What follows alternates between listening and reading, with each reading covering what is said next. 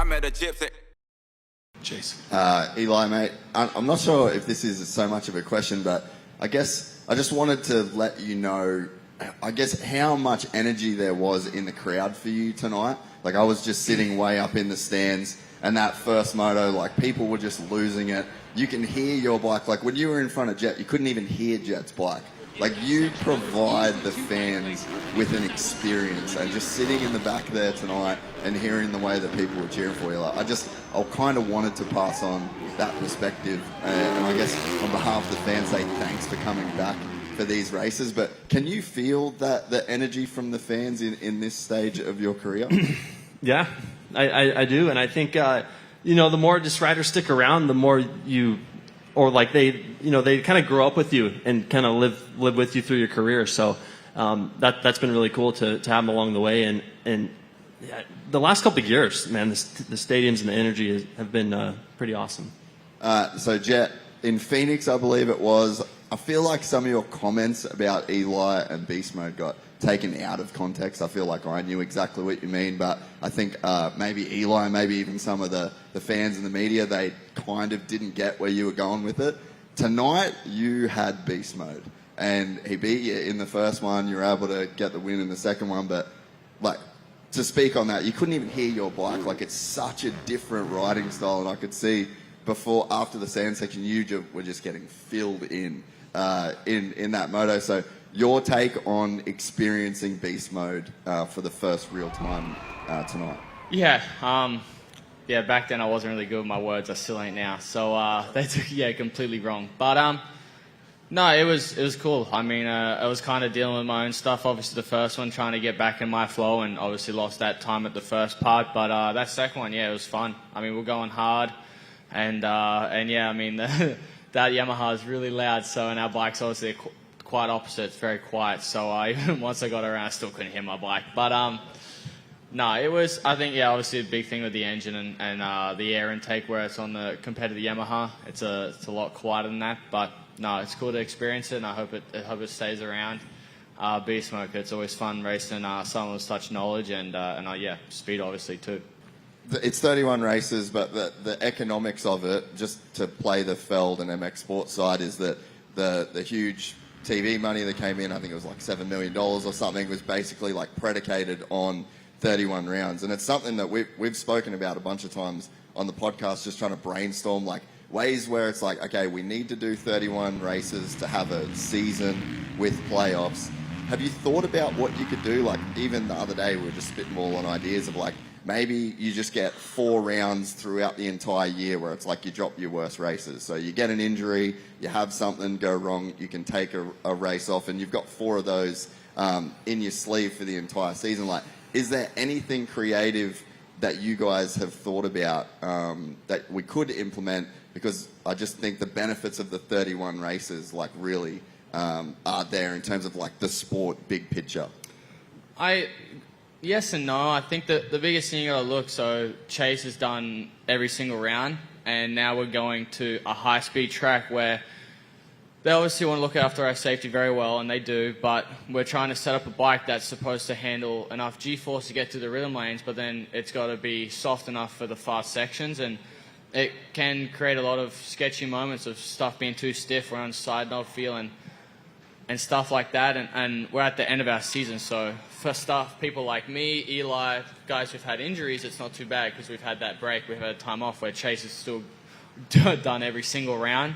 So he's obviously, I think anyone would be tired after doing already how many rounds, you know. So I think it's, if we mainly just cut the rounds down, I think it would make it a lot safer for other riders too, because then at least for these last ones where you need the energy, you'll have that because you're not going through how many other rounds before. I think like even Supercross, I think the 17 rounds there, it's great and always been like that, but we don't need 17 rounds, you know. It makes it, I think, especially once you get to a point where someone's just already won so many times, where it's got such a point there, it's like useless, you know, where if they cut it to 15, 14, it makes it a lot more exciting because everything's close, you know. You have to do things now, like the 250s are exciting because you have to execute every round, where in 450s you can have a bad race and still have a chance to win it, you know. So I think hopefully in the future they might cut races, a lot more races off, just so it makes it more exciting for athletes too, and they might stick around more, because they're not just kind of wear and tear out their body throughout the whole year, then have such a short off season, and then trying to get going again. The MXGP guys have a very long off season, so they get to recoup, and they're going through and doing, I think, 22 rounds. I think it is, something like that. I can't remember, 19. So I think it's more so just for us riders as safety, because we're trying to push the edge, because we're not going to back down, but at some point it's obviously still dangerous for us. We want to try and do this for a long time, and because we love it. Jamie Guida. Do the other boys want to respond to that? Do you guys have anything on that? I'll respond. For me, I think like he said, it's tough to really put a lot. And after you put so much emphasis on Supercross and motocross combined, it's hard to rebuild that for these 3 races. So I don't know. It's just tough. I think at the end of the day, it's going to take the top however many 7, 8, 9 riders to come together and to say we're not racing this much. At the end of the day, you want the sport to grow. So I see both sides. But as a racer, you don't want to see guys getting injured that you want to race. You want them to be there the whole season. And it's cool that everyone comes back for these last 3 races. But at the end of the day, you want them to be there for both the primary just seasons in general. So I think there needs to be less races, but we got to have a voice a little bit too. At the end of the day, they kind of control what the narrative is, and we don't really get much say. It's hard to say what the magic number is, right? It's just like, I don't know. It's like, those, when you year after year after year, like the accumulation, that becomes the problem, right? Is how many years can you really go? So, I don't know.